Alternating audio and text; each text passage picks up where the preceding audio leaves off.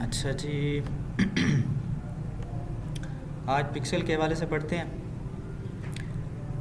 Pixel, इसके लिए थोड़ा सा पेंट का इस्तेमाल लेते हैं।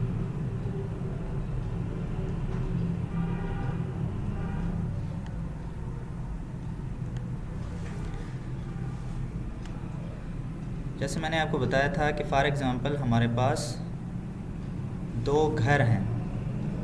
एक घर को हम नाम देते हैं फेसबुक का,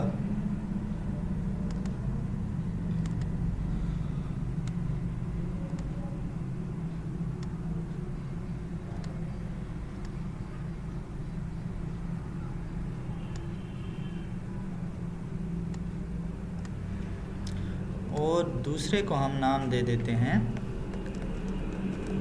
वेबसाइट। अब अगर आपने देखा होगा कि अगर हम यहाँ पर कोई एक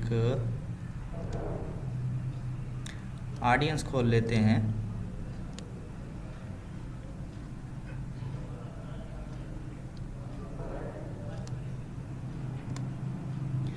तो जब हम कोई ऑडियंस बनाते हैं, कस्टम ऑडियंस आप तब बनाएंगे जब आप ऐड चला चुके होंगे काफ़ी दफ़ा और आपके पास डेटा आ चुका होगा। अच्छा, ये जो मैं अक्सर डेटा का लफ्ज़ इस्तेमाल करता हूँ कि हम ऐड चला चुके होंगे, डेटा आ चुका होगा, क्या मतलब? रिकॉर्ड उनका जो देखेंगे, जो जिसने देखा होगा, सब का डेटा। ऐसी बात है, सही है। क्लाइंट का डेटा जो जिसके साथ हम काम कर चुके होंगे तो उनके सारे जिसने देखा होगा जी, प्रोफाइल को देख चुके होंगे। सही है। जो लोग हमारे ऐड की वजह से पेज पर आए हैं या वेबसाइट पर आए हैं, वो मैं उस डेटा की बात कर रहा हूँ कि जो लोग ऐड देख कर आए होंगे ना, रीच किया होगा। जी हाँ, तो उसको हम फिर दोबारा टारगेट करने के लिए हम कस्टम ऑडियंस बनाते हैं। ठीक है, तो कस्टम ऑडियंस में देखें ये दो सेक्शन बनाए हुए हैं उन्होंने अलग से।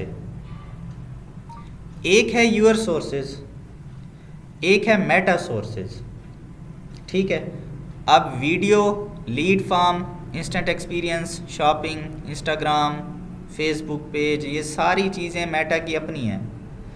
वीडियो से मुराद है जो भी हमने अगर किसी वीडियो का ऐड चलाया है या पेज पर जो वीडियो या इंस्टाग्राम की कोई वीडियो है, ठीक है, और वो मतलब उस पर हम चाहते हैं कि उस वीडियो को किस किस ने देखा है, कितना देखा है।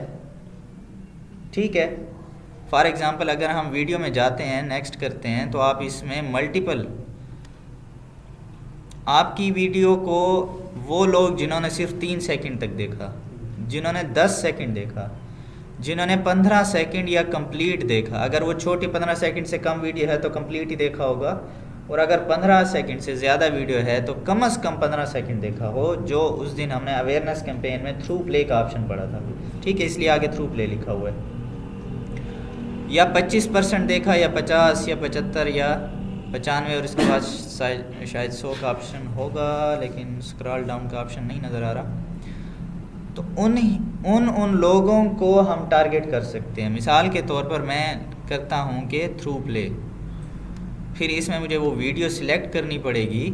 ठीक है, फिर मैं किस पेज पे ये देखना चाहता हूँ। ठीक है, मिसाल के तौर पर स्किल अप एकेडमी के पेज को खोल लेते हैं। अब इसमें जो जो वीडियोज़ आए हैं उस पे दिखा रहे हैं कि कितनी रीच आई हुई है। ठीक है, कितने लोगों ने देखा है। अब 166। अब ये देखें, वो हैं जिन पर ऐड नहीं चला। ठीक है, हम नेक्स्ट पेज पर उन वीडियोस को देखते हैं। अब इसमें देखें, इस पर ऐड चलाया है हमने तो 4000 तक रीच है। ठीक है, ये 3000 तक,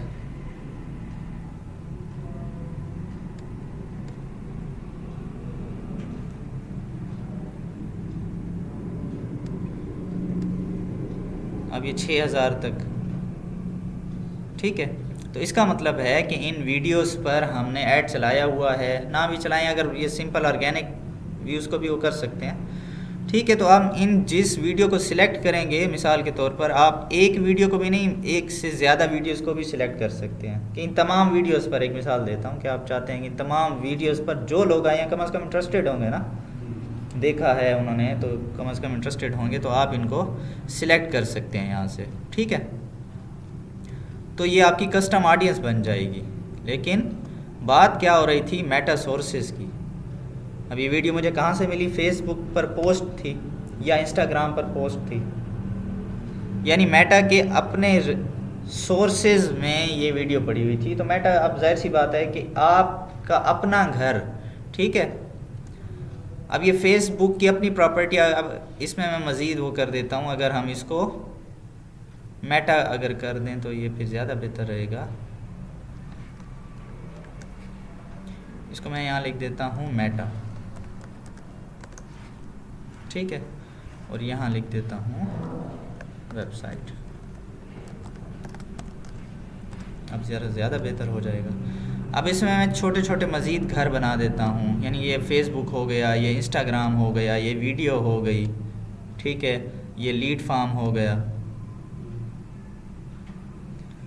तो अब एक ही, अगर जैसे आपने देखा होगा एक घर के अंदर मुख्तलिफ पोर्शंस होते हैं, तो अब उसमें कौन आ रहा है, तो अब इसके लोगों को पता होगा ना, या जो घर का जो बड़ा है उसको पता होगा ना कि इस घर में कौन आ रहा है। ठीक है, उसकी हर किसी पर नज़र होगी या नहीं होगी, नजर होगी। ठीक है, लेकिन वो इसके घर तो नहीं देख सकता ना कि यहाँ पर कौन आ रहा है। ये तो उसके अपने घर के निज़ाम था जिसमें वो चेक एंड बैलेंस रख रहा था, वो ट्रैक कर रहा था। लेकिन यहाँ जो कोई आ रहा है, यहाँ पर जितनी ट्रैफिक आ रही है, अब यहाँ नहीं पता। इसीलिए यहाँ पर यूअर सोर्सेज लिखा हुआ है कि जो आपका कोई सोर्स है, जिसमें सबसे पहले वेबसाइट है।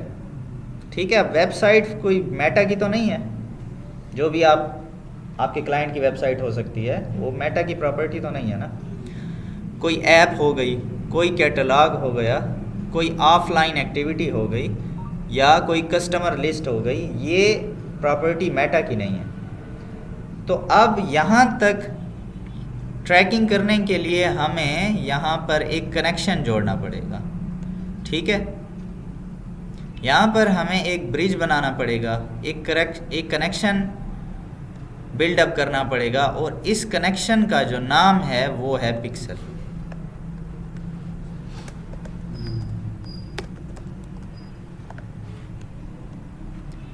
ठीक है, आप इस वेबसाइट के साथ कुछ ऐसा कनेक्ट करेंगे कि जहाँ से वो फिर आने वाली ट्रैफिक को, आने वाले लोगों को ट्रैक करके यहाँ डेटा हमें बता दे, क्योंकि हम तो सारा काम यहाँ से मैनेज कर रहे हैं। ठीक है, अच्छा जी, तो इसके लिए ये पिक्सल इस्तेमाल होता है। तो आप जब कस्टम ऑडियंस बनाएंगे, ठीक है, अच्छा चलें, ये तो कस्टम ऑडियंस तो हो गई बात की बात। ये चलें पहले ये देख लेते हैं वेबसाइट पे जब हम जाते हैं, नेक्स्ट करेंगे हम।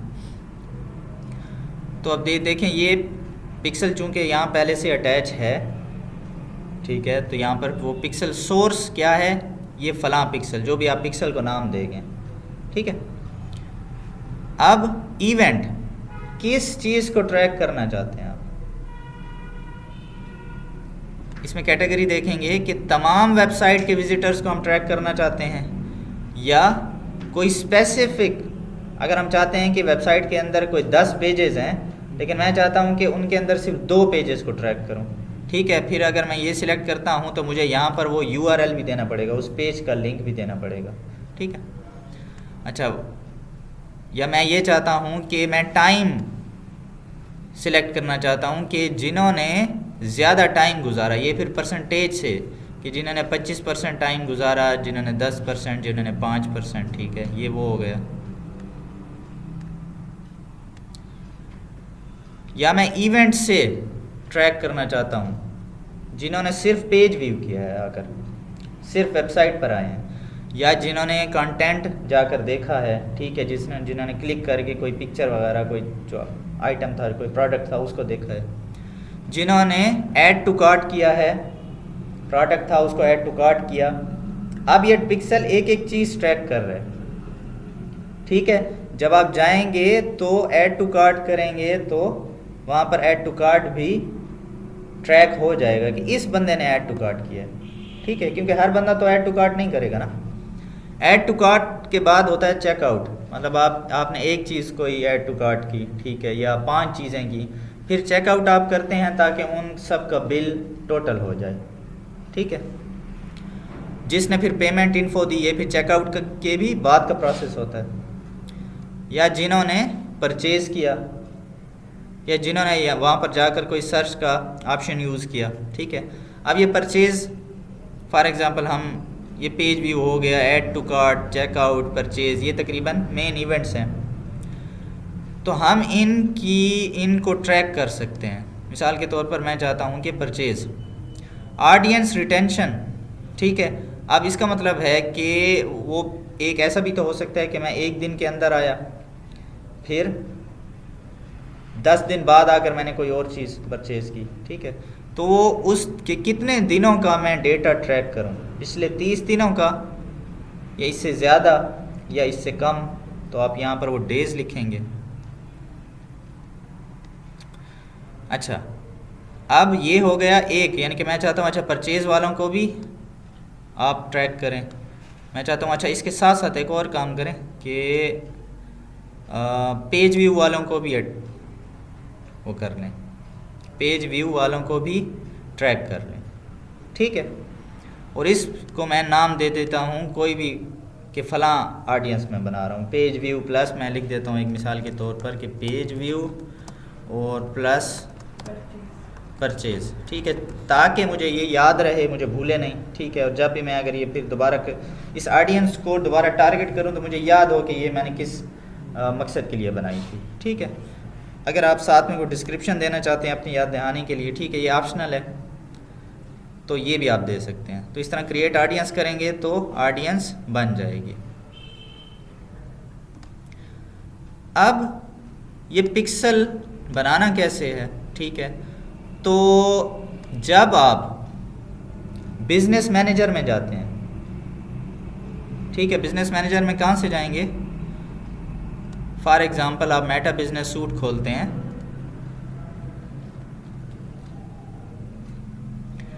मेटा बिजनेस सूट में यहाँ पर आपको वो तमाम बिजनेस मैनेजर्स जो आपने बनाए हैं या जिनकी एक्सेस आपने ली हुई है, क्लाइंट से तो हम एक्सेस लेंगे ना, ठीक है, तो वो तमाम के तमाम आपको यहाँ पर शो होंगे, ठीक है। तो हम यहाँ पर अभी जिसका कोई पिक्सल है उसी को इसको देख लेते हैं।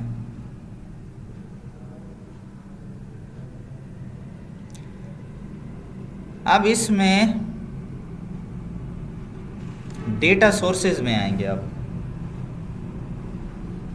डेटा सोर्सेज में आकर, अच्छा ये मैं आपको बता दूं कि पहले सिर्फ ये पिक्सल का ऑप्शन हुआ करता था, लेकिन फेसबुक की कुछ क्या कहते हैं उसे अपडेट होने के बाद ये फिर अक्सर डेटा सेट्स में भी ये ऑप्शन शो होता है, ठीक है। तो अगर आप पहले पिक्सल में देख लिया करें, अगर आपको ये पिक्सल में मिल जाए तो ठीक है, नहीं तो फिर आपको डेटा सेट्स में जाना पड़ेगा। और फिर अक्सर लिखा भी हुआ होता है कि ये जो ऑप्शन है हमने डेटा सेट्स में चेंज कर दिया है। अब ये देखें, ये पिक्सल में ये ऑप्शन मुझे मिल रहा है पिक्सल का, ठीक है। नहीं तो अक्सर ये आजकल यानी कि ज़्यादातर मैंने यही देखा है कि ये डेटा सेट्स में आपको मिलेगा, ठीक है। तो आपने दोनों को जाकर देख लेना है। अब ये तो खैर एक पिक्सल पहले से बना हुआ है, ठीक है। और अब देखिए, मैंने इसलिए आपको समझाया था कि बिज़नेस मैनेजर बनाना क्यों ज़रूरी होता है कि हमने पेज की एक्सेस भी लेनी है, हमने ऐड अकाउंट की एक्सेस भी लेनी है। अगर इंस्टाग्राम है, इस मेरे ख्याल में इनका इंस्टाग्राम भी है शायद, उसकी एक्सेस भी, ठीक है। और ये पिक्सल की एक्सेस भी। अब ये देखें, पिक्सल की एक्सेस जो जिसका अकाउंट है उसको भी है, ठीक है। ये कोई नाम पता नहीं, कोई बेल बॉय, फेडा बेल बॉय, ठीक है। और ये मुझे साथ में एक्सेस है, ठीक है।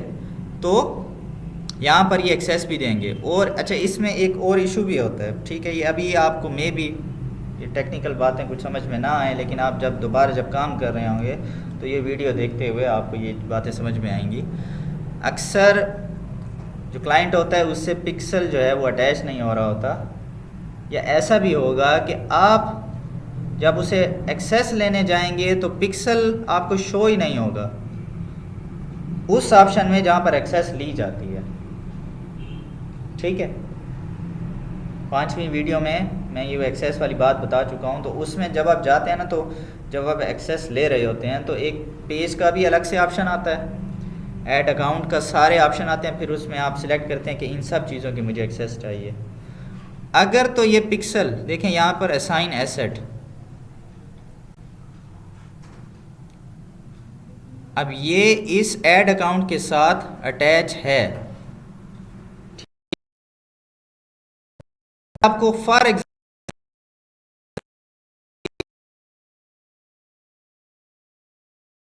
इसके साथ अटैच करना होता है। ठीक है, अब अक्सर क्लाइंट्स के ऐसे इशू भी आ जाते हैं, अक्सर आपको ऐसे अपवर्क पे, फाइवर पे ऐसे भी यानी कि वो लोग आपसे रब्ता करेंगे जिनके सिर्फ ऐसे पिक्सल्स वगैरह के इशू होंगे। ठीक है, चूँकि उनको ये चीज़ें समझ में नहीं आ रही होती कि मतलब वो ये क्यों एरर दे रहा है। ठीक है, तो एक कनेक्टिविटी का भी यहाँ पर इशू आता है अक्सर। अच्छा, तो एक तो है हो गए ये।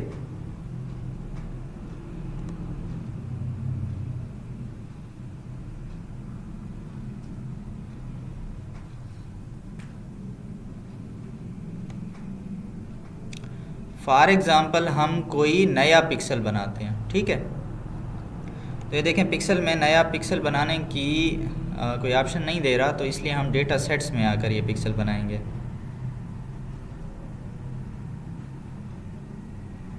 अच्छा, तो डेटा सेट्स में आ गए, ऐड करेंगे क्रिएट न्यू डेटा सेट, क्योंकि यहाँ पर वो कह रहा है कि एग्जिस्टिंग डेटा सेट का, यानी कि अगर हम सर्च करना है तो, लेकिन हम नया बनाना चाहते हैं। ठीक है, फॉर एग्ज़ाम्पल हम नाम दे देंगे कि टेस्टिंग पिक्सल, क्रिएट कर देंगे।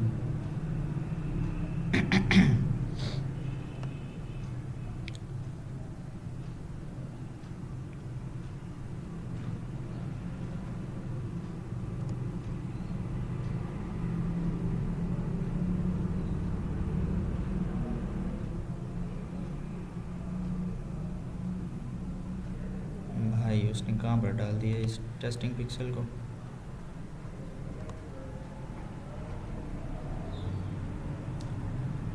आज अगेन नेट स्लो है काफ़ी।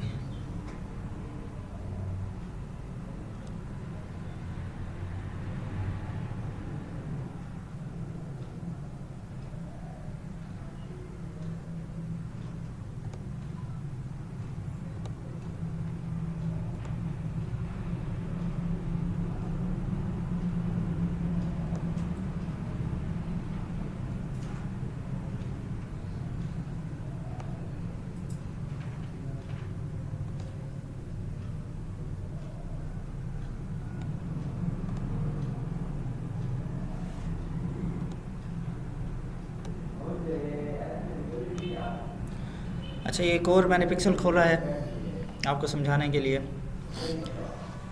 अब पिक्सल को हमने अटैच करना है। ठीक है, किसी वेबसाइट के साथ। ठीक है, अभी मैंने एक और टेस्टिंग पिक्सल बनाया हुआ है। अब ये पिक्सल की जितनी भी सेटिंग होगी, ठीक है, अब ये हमने खोला हुआ है बिजनेस मैनेजर। एड्स चलाने के लिए हम क्या खोलते हैं? Ads manager. अब पिक्सल की सेटिंग के लिए या इसकी जो ट्रैकिंग आपने देखनी होती है, उसके लिए आप जाते हैं इवेंट्स मैनेजर में। यानी फेसबुक ने अलग अलग सेक्शन बनाए हुए हैं चीज़ों के। ठीक है, इसके अलावा एक कॉमर्स मैनेजर भी होता है। तो पिक्सल की सेटिंग में हम जाएंगे इवेंट्स मैनेजर में। ठीक है, पहले बता देता हूँ अगेन, ये हम बिज़नेस मैनेजर में आए हुए हैं। बिज़नेस मैनेजर में हम डेटा सोर्सेज में आकर उसका सब ऑप्शन है डेटा सेट्स, जहाँ पर ये आपको पिक्सल शो हो रहा है। अब इसमें हम जाएंगे इवेंट्स मैनेजर में। ठीक है,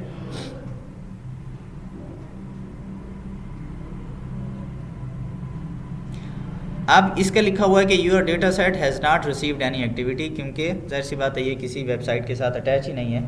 फिर मैं ये समझाने के बाद आपको ये भी दिखा देता हूँ कि जो किसी वेबसाइट के साथ पिक्सल अटैच हो तो उस पर डेटा कैसे शो होगा।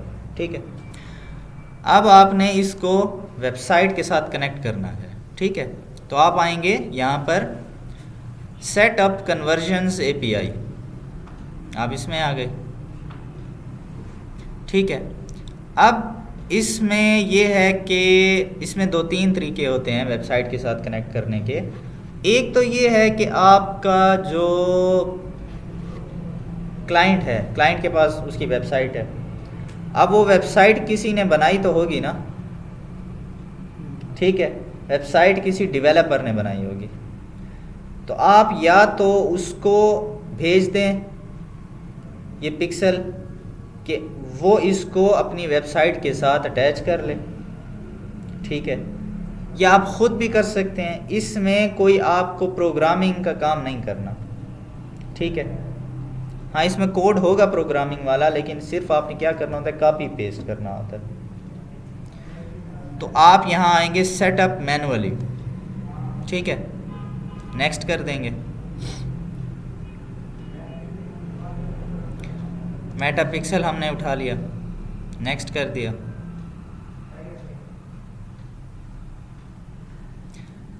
अब ये है सारा कोड।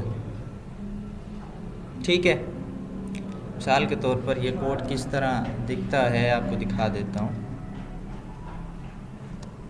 तो हमने ये कोड कॉपी किया। ठीक है, कॉपी हो चुका है। अब वो आपको समझा भी रहे हैं कि paste the code into the bottom of the header section of your website just above the head tag. ठीक है, अब ये कोड कुछ इस तरह का दिखता है, ऐसे। अब ये सारी प्रोग्रामिंग है।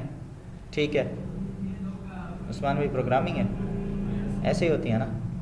ठीक है, तो ये सारे का सारा कोड है, प्रोग्रामिंग या कोडिंग में लिखा हुआ है HTML के लैंग्वेज में। ठीक है, अब ना मुझे प्रोग्रामिंग आती है ना आपको आती होगी। ठीक है, तो हमने बाकी कुछ भी नहीं करना, सिर्फ आपको दिखाने के लिए दिखाया कि इस तरह की कोई चीज़ लिखी हुई है। तो आपने एक कोड कॉपी किया, उसके बाद आप जाएंगे लेकिन इससे पहले आप क्लाइंट से, अगर फॉर एग्ज़ाम्पल क्लाइंट की जो वेबसाइट है वो मुख्तलिफ़ चीज़ों में बनी होगी, उसकी जो वेबसाइट है वो बनी होगी वर्डप्रेस में। ठीक है, या फिर वूकॉमर्स में या शॉपिफाई में। शॉपिफाई असल में एक प्लेटफॉर्म है जिस पर आप प्रोडक्ट रिलेटेड वेबसाइट्स बना सकते हैं। उन्होंने एक बनी बनाई वेबसाइट्स के टेम्पलेट्स होते हैं जिनसे आप एक प्रोडक्ट से रिलेटेड वेबसाइट बनाते हैं। ठीक है, शॉपिफाई असल में ये चीज़ है। अच्छा, ये शॉपिफाई में वेबसाइट बनी होगी। ठीक है, या उसके अलावा जनरल कोडिंग में जिस तरह आप लोग करते हैं वेब डेवलपमेंट में, उस तरह बनी होगी। हाँ, उस तरीके से फिर आप अगर तो ये पहले क्लाइंट से पूछ लेंगे कि आपने वेबसाइट कैसे बनवाई है, किस चीज़ में बनवाई है। तो अगर तो बिल्कुल सारा काम कोडिंग में है तो फिर उसको बोलेंगे कि आप अपने डेवलपर से ये पिक्सल अटैच करवा लें। ठीक है, लेकिन अगर तो उसकी वेबसाइट वर्डप्रेस, वूकॉमर्स या शॉपिफाई में बनी हुई है तो फिर आप भी अटैच कर सकते हैं, कोई इतना मुश्किल नहीं है। ठीक है, सिर्फ आपने जो ये कोड कॉपी किया हुआ है इसको वहाँ जाकर पेस्ट करना होता है। लेकिन उसके लिए आप अपने क्लाइंट से जब भी देखें आपकी यानी कोई वेबसाइट होगी ना, तो उसका भी एक एडमिन पैनल होता है। फॉर एग्ज़ाम्पल वेबसाइट बनी हुई है वर्डप्रेस में, तो उस वर्डप्रेस का भी एक एडमिन पैनल होगा जहाँ पर वो उस डेवलपर ने आप उस क्लाइंट के लिए वेबसाइट बनाई होगी। फिर आप अपने क्लाइंट से वो एडमिन पैनल का यूज़र नेम और पासवर्ड लेंगे। ठीक है, ताकि उस वेबसाइट में जाकर आप चेंजिंग कर सकें। तो आपने बाकी किसी चीज़ को चेंज नहीं करना, ये कोड मैनुअली वहाँ पर कॉपी और पेस्ट करना होता है। अभी करंट टाइम में कोई मेरे पास ऐसा एडमिन पैनल नहीं है। ठीक है, तो मैं आपको एक यूट्यूब की वीडियो में दिखा देता हूँ। ये ज़्यादा से ज़्यादा इसमें एक या दो मिनट्स ही लगते हैं। ठीक है, हम यहाँ पर सर्च कर लेते हैं कि how to connect pixel to WordPress.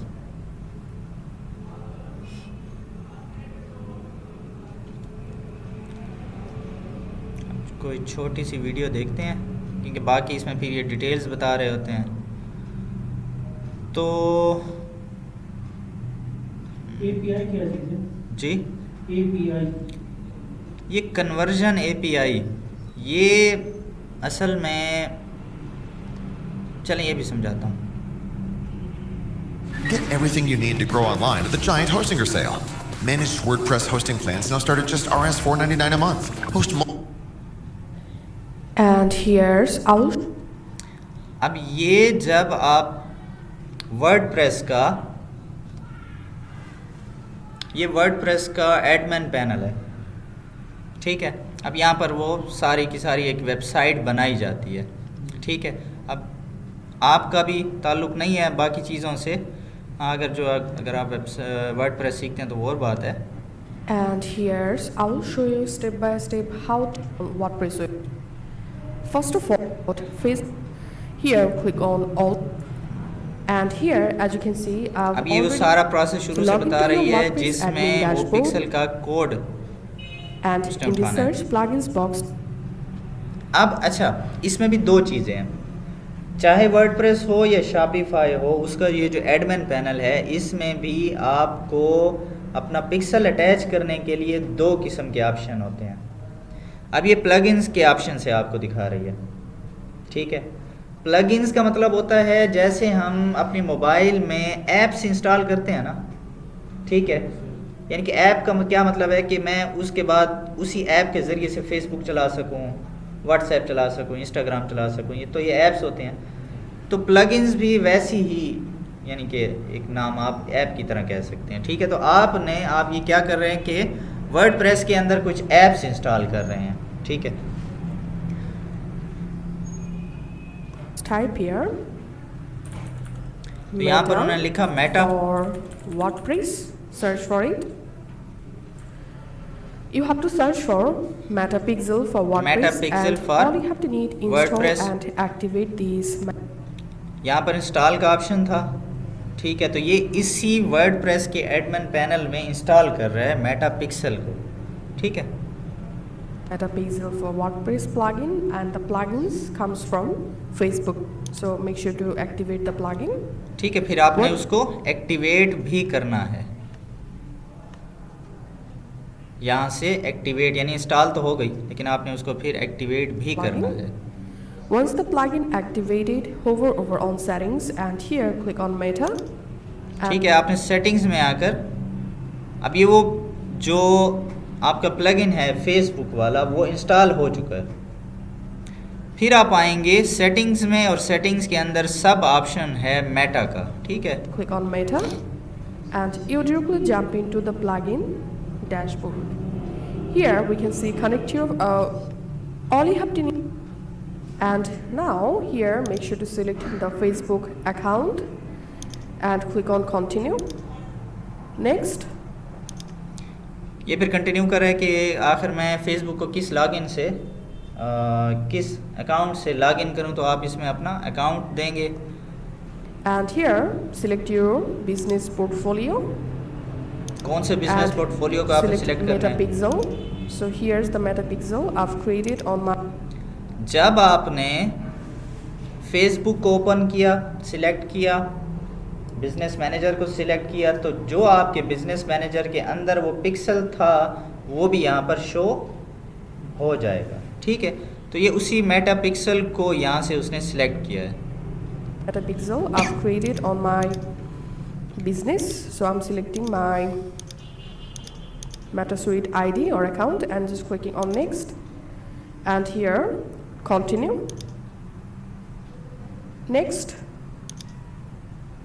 and it may take some minutes अब ये to अकाउंट को link अटैच कर रहे हैं your Facebook pixel with WordPress. Now once done, click on done.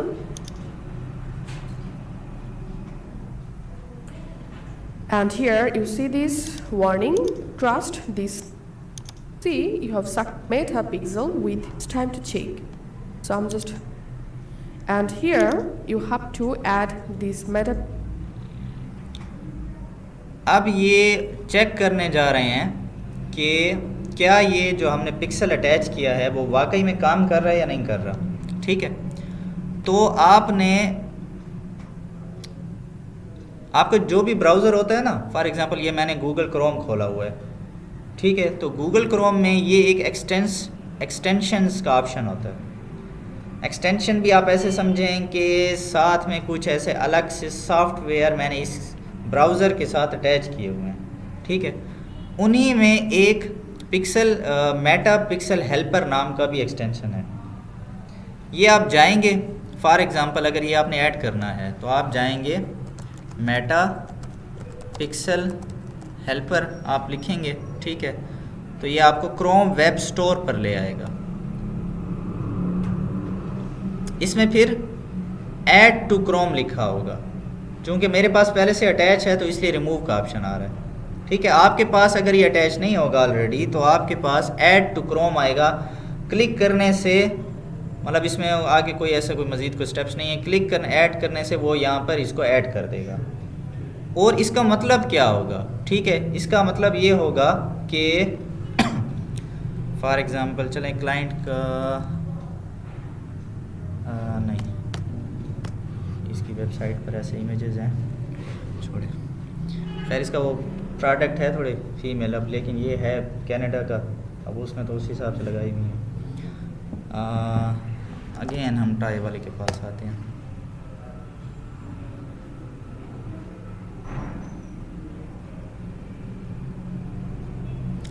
Tie zone, अब ये देखिए मैंने चूंकि वो मेटा पिक्सल हेल्पर लगाया हुआ है तो वो पीछे ब्लू भी हो चुका है और उस पर ये 1 भी आ रहा है। अगर मैं इसको क्लिक करता हूँ तो मुझे ये पिक्सल का नाम भी बता रहा है कि फ़लाँ नंबर का इस पर पिक्सल अटैच है।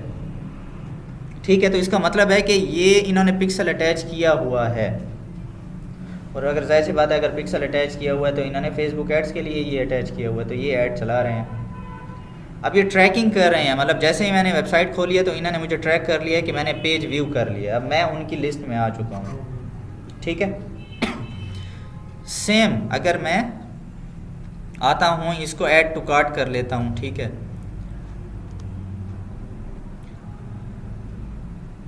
तो क्या होगा कि मैं इनकी जैसे ऐड टू कार्ट में भी इसको शो करना चाहिए, ये अक्सर शो कर देता है, यहाँ पर ऐड टू कार्ट भी लिखा हुआ आ जाता है कि फिर मैं यानी कि ऐड टू कार्ट वाली लिस्ट में भी आ चुका हूँ।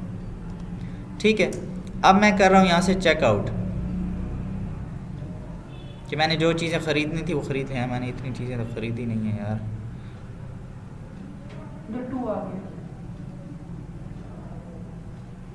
या तो ये मैंने पहले कभी किया था, शायद वही वो कर रहे हैं, लेकिन इतना डेटा इतना पहले ठहरा तो नहीं होता।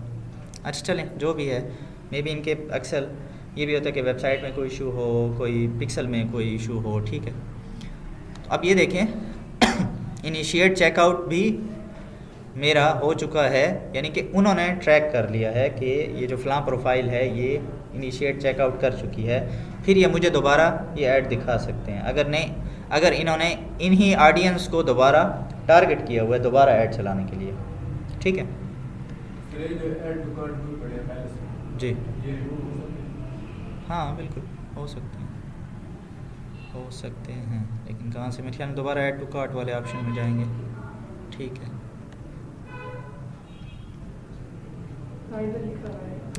यहाँ से मैं इनको फॉर एग्ज़ाम्पल ये जो आइटम हैं जितने लेने हैं, जो नहीं लेना, ठीक है, उसको मैं रिमूव कर सकता हूँ।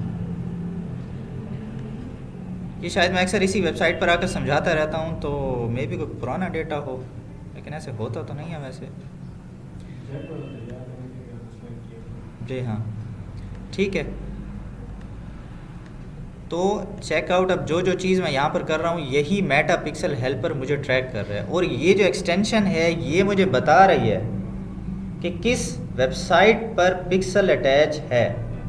ठीक है, ये मेटा पिक्सल हेल्पर इसी चीज़ की एक्सटेंशन है।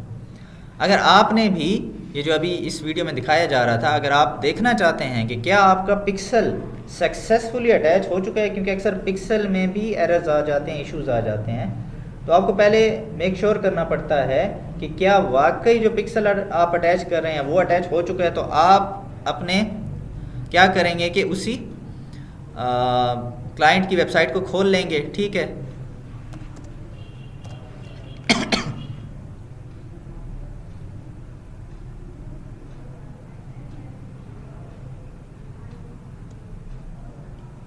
ठीक है, अब ये मेरे वो क्लाइंट की वेबसाइट है। अब यहाँ पर ये पिक्सल अटैच है, ठीक है, ये फलां ये वाला पिक्सल ये नंबर के साथ शो हो रहा है, ठीक है। तो मैं इस वेबसाइट आप उसी वेबसाइट पर दोबारा जाएंगे और ये तसल्ली कर लेंगे कि आपका पिक्सल अटैच है या नहीं, ठीक है। तले मज़ीद ना गिनवा ना, तो ये यहाँ पर ये बता रहे हैं, लेकिन इस पूरी वीडियो में मेरे ख्याल में सिर्फ इन्होंने वही प्लगइन्स वाला तरीका बताया है। एक और भी वीडियो देख लेते हैं जिसमें कोडिंग वाला तरीका भी हो। बाय कोडिंग,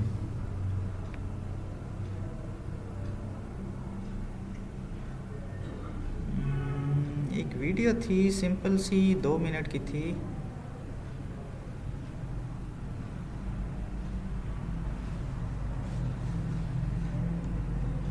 पिक्सल कोड, शायद ये हो।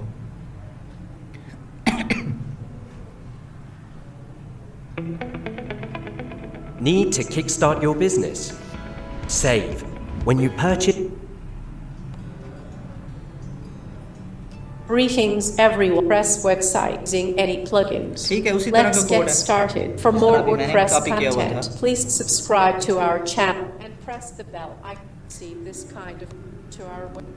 Then go to Appearance and Theme File Editor.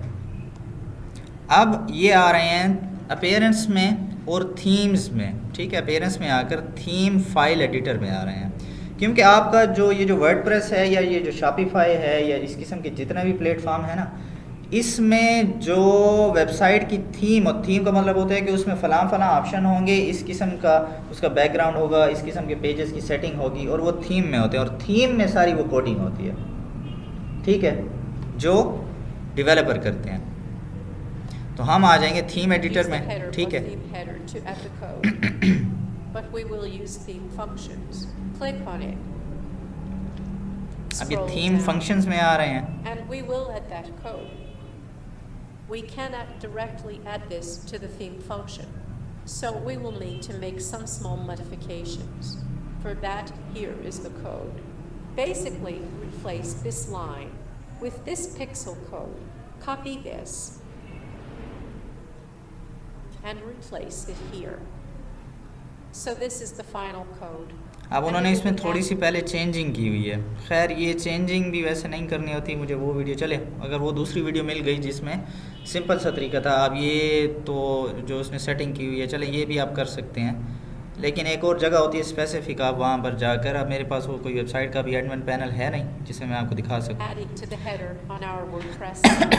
Now copy this code, functions, paste it here. Update file.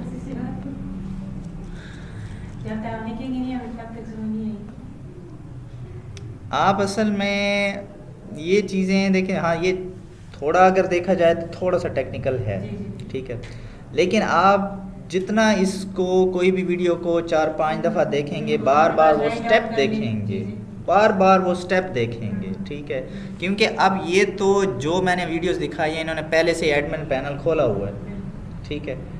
पहले तो आप उस वेबसाइट पे आते हैं, उस वेबसाइट में आपको वो क्लाइंट यूज़र नेम और पासवर्ड देगा, फिर ये जगह खुलेगी, ये जो सारा आपको प्लेटफॉर्म शो हो रहा है, फिर आप उन ऑप्शंस में आकर और ये सेटिंग करेंगे, ठीक है। मैं मज़ीद देख लूँगा, अगर कोई इससे भी आसान वीडियो हुई तो मैं ग्रुप में भेज दूँगा, लेकिन ज़ाहिर सी बात है, और ये तब आप प्रैक्टिस भी अभी नहीं कर सकते, प्रैक्टिस भी तभी करेंगे जब कोई किसी क्लाइंट की वेबसाइट आपके पास आएगी, ठीक है। तो इतना इशू नहीं होता, जब आ भी जाए तो खैर आपको मैं गाइड कर दूँगा, उस वक्त भी कोई इतना इशू नहीं है।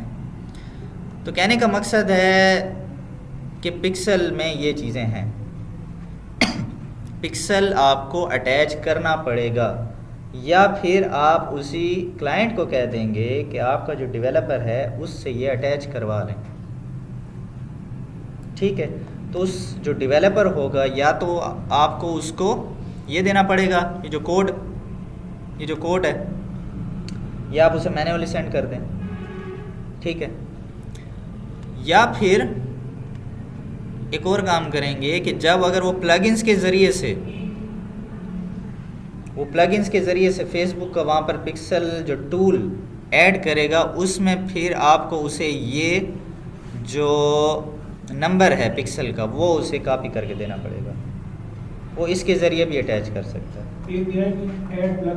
जी हाँ, ये जो कन्वर्जन्स API है ये थोड़ा सा चेंज है। उसमें ये होता है कि फॉर एग्ज़ाम्पल जो आईफोन है, अब आईफोन या एप्पल, मतलब ये जिनकी ये सारी कंपनी है, उसमें उनकी जो प्राइवेसी है, पहले अब ये देखें ना, ये एक आपको जो भी हम पिक्सल अटैच करते हैं तो हमारा डेटा तीसरी पार्टी के पास जा रहा है ना। हमारा डेटा यानी फॉर एग्ज़ाम्पल मैं एक आईफोन यूज़र हूँ, मैं एक वेबसाइट पर जाता हूँ, मेरे वेबसाइट पर जाने को ये पिक्सल ट्रैक कर रहा है ना। ठीक है, तो अक्सर लोग चाहते हैं कि हमें ट्रैक ना किया जाए। हम जो भी कुछ करते हैं इंटरनेट पर ये हमारे पर्सनल इश्यूज़ हैं, ये हमारे पर्सनल काम है, हमें कोई ट्रैक क्यों कर रहा है। ठीक है, क्योंकि इसके पीछे और भी बहुत सी कहानियाँ होती हैं, और भी बहुत सी बातें होती हैं, हैकिंग हो सकती है, बहुत सी चीज़ें हैं। ठीक है, तो आईफोन ने जब ये अपडेट किया तो आप उसमें फिर आप कोई इसी तरह की चीज़ खोलें तो उसमें फिर ऑप्शन आ जाता है कि क्या आपको ट्रैक किया जाए या ना किया जाए। और ऐसी बात है कि कोई भी अपना पर्सनल प्राइवेसी कोई नहीं चाहता कि उसको कोई वायलेट करे, तो वो नो करते हैं। अब अगर सारे आईफोन यूज़र नो करने लग जाएं तो हमारा फेसबुक का काम तो बैठ जाएगा। जब हम किसी को ट्रैक ही नहीं कर सकेंगे, फिर उस पर रीमार्केटिंग, रीटारगेटिंग, ये तो सारी बातें ख़त्म हो गई। ठीक है, क्योंकि दुनिया में अच्छे खासे आईफोन यूज़र्स हैं। तो फिर उसके लिए कन्वर्जन्स API अटैच करनी पड़ती है, जिसमें सिर्फ मतलब वो एक स्पेसिफिक इजाज़त होती है कि सिर्फ आपको ये फेसबुक मेटा एड्स के लिए ट्रैक किया जा रहा है, कोई आपकी और कोई इस तरह की पर्सनल चीज़ें वायलेट नहीं होंगी, प्राइवेसी वायलेट नहीं होगी। ठीक है, वो उसके लिए इस्तेमाल होता है फिर।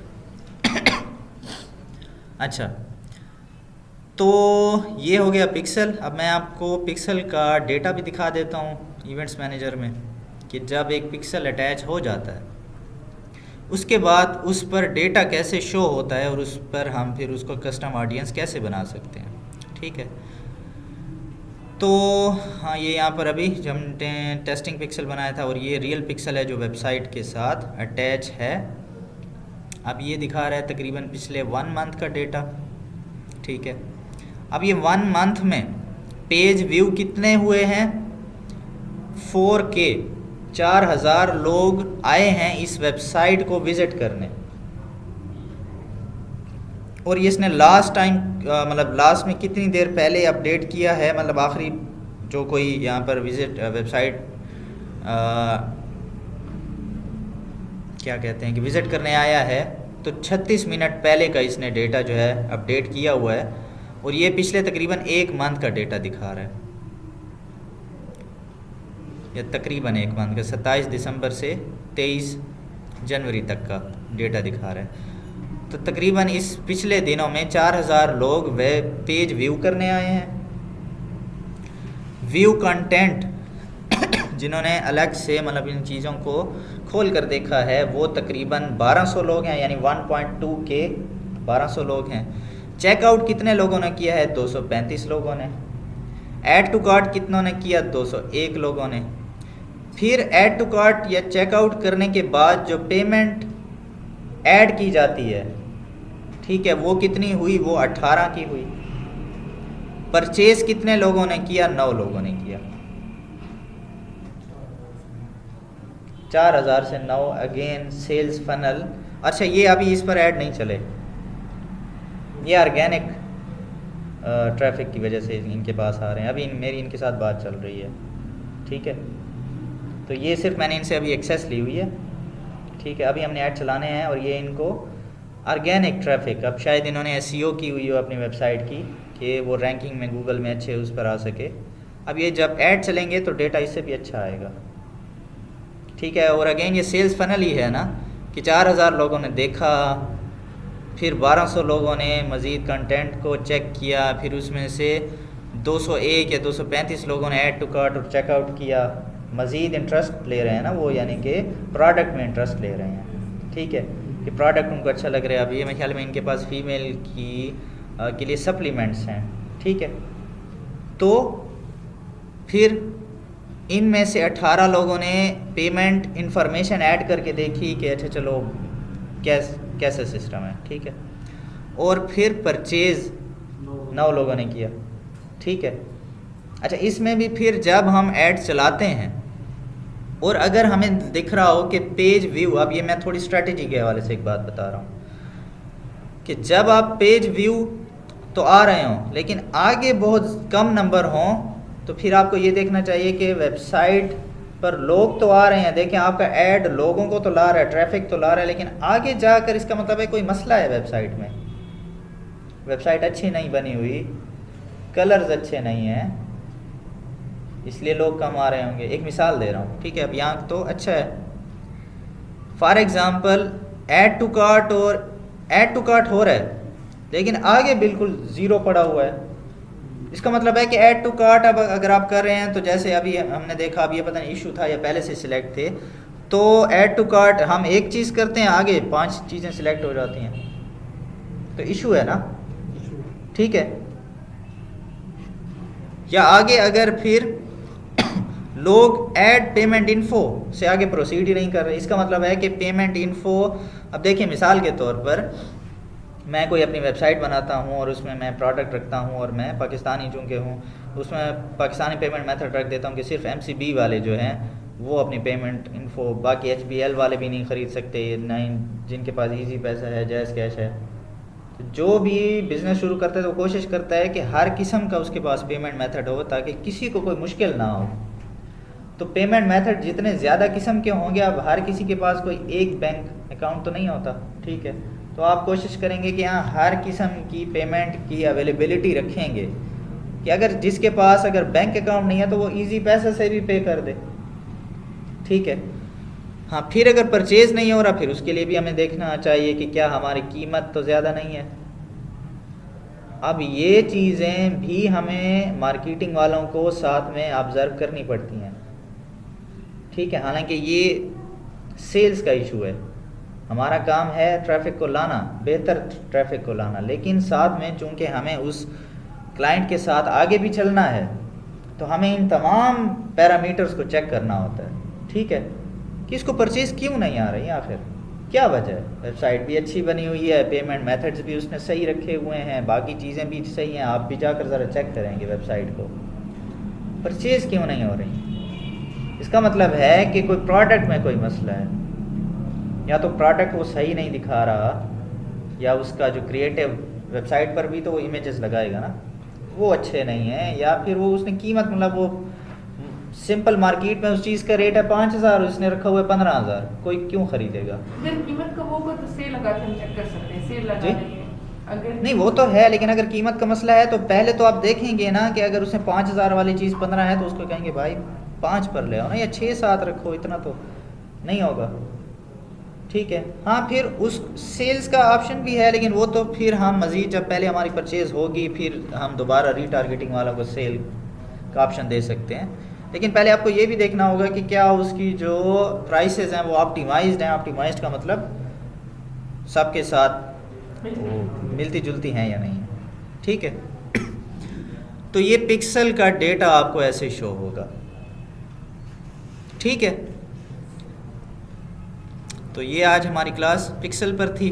सर आप जब वो कर रहे थे ना, आपने 2 ऑप्शन उसमें डाले थे ना, इन्होंने ज़्यादा डाले तो मतलब हम सारे डाल सकते हैं, जैसे आपने परचेज जी, मैंने तो सिर्फ आपको समझाने के लिए वो किया था।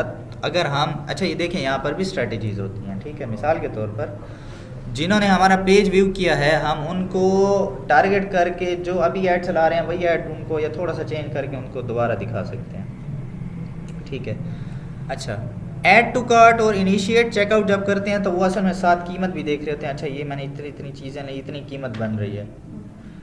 अगर वो इससे आगे नहीं जा रहे तो अब मैं ये करता हूँ कि इनको दोबारा वही ऐड दिखा दूंगा। ऐड टू कार्ट और इनिशिएट वालों को, चेकआउट वालों को, या साथ में इसको भी ऐड पेमेंट इन्फो वालों को भी अटैच कर लेता हूँ। मैं इन तीन के एक ऑडियंस बनाकर इनको सेल्स की एक ऐड लगा दूंगा कि आपको हम सेल्स दे रहे हैं और क्या कहते हैं, डिस्काउंट दे रहे हैं, ये सेल लगी हुई है, यही आप इतनी 2-3 चीज़ें इकट्ठी करेंगे तो डील है, साथ में एक चीज़ फ्री है या पैसे कम कर देंगे। नहीं, सबको नहीं दिखाएंगे ये ऐड पे डिपेंड करता है, मतलब audience सिर्फ पे। इन्हीं को दिखाएंगे, क्योंकि ये किसी न किसी वजह से पीछे हट गए थे। ऐड टू कार्ट किया था लेकिन आगे प्रोसीड नहीं किया, चेकआउट किया आगे प्रोसीड नहीं किया, पेमेंट इन्फो डाल ली आगे प्रोसीड नहीं, यानी कोई ना कोई मे बी प्राइस में इनको महंगा लग रहा है, ठीक है। तो वो ऐड सेल वाला बाकी ना जनरल ऑडियंस को दिखाएंगे ना पेज व्यू वालों को दिखाएंगे, सिर्फ इनको दिखा देंगे, ठीक है। और परचेज वालों को क्या करेंगे, अगर आपके पास कोई नई चीज़ आ गई है, नया प्रोडक्ट आ गया है, उसका आपने ऐड बना लिया, परचेज वालों को दिखा दिया, या वो सबको भी दिखा सकते हैं। तो देखें यहाँ पर आप अपनी मुख्तलिफ स्ट्रेटजीज़ आप डिज़ाइन करेंगे और फिर उसको अप्लाई करेंगे। तो मार्केटिंग कोई एक चीज़ नहीं है, ठीक है। शायद मैं इस क्लास में मैंने ये डिस्कस किया, इस बैच में मैं अक्सर यही कहता रहता हूँ कि ये बस सिर्फ ऐड लगाना नहीं है, फेसबुक ऐड या गूगल एड्स, पूरी मार्केटिंग स्ट्रेटजीज़, पूरी साइंस को आपने समझना होगा और साइंस को अप्लाई करना होगा, पूरी स्ट्रेटजीज़ को अप्लाई करना होगा, तब ही तो रिजल्ट्स आएंगे। कोई कंपनी एक छोटी सी दुकान से जब नेशनल लेवल पर या इंटरनेशनल लेवल पर कोई कंपनी बन जाती है तो क्या ऐसे ही बन जाती है? वो ऐसी ही मार्केटिंग को अप्लाई करते हैं, ठीक है, ऐसी स्ट्रेटजीज़ को अपनाते हैं, तब वो एक छोटे से बिजनेस से फिर एक बड़ी मल्टी नेशनल लेवल की कंपनीज बन जाती हैं, ठीक है। और ये चीज़ आप क्लाइंट को भी समझाएंगे, जाहिर सी बात है उसका ही फ़ायदा है, उसकी ही हम आपने बिज़नेस को ग्रो करना है।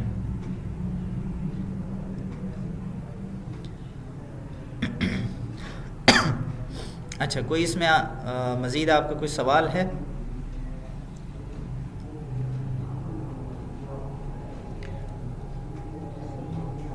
नेक्स्ट वीक से इंशाल्लाह ऐसे करते हैं कि ज़ुबैर भाई से डिस्कस कर लेंगे कि फ्रीलांसिंग का मॉड्यूल स्टार्ट कर लेते हैं।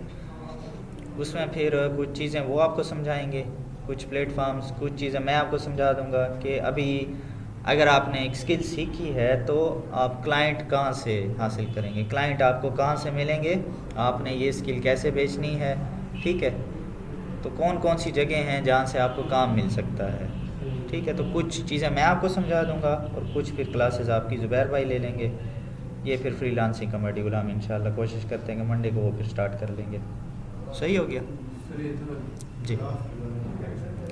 ये ग्राफ यही बता रहा है कि ये इसमें काउंट है कि एक एक दिन का, ठीक है। आप ये मिसाल के तौर पर इस दिन, अब ये 21 जनवरी 21 जनवरी को 562 लोग आए हैं इस वेबसाइट को विज़िट करने।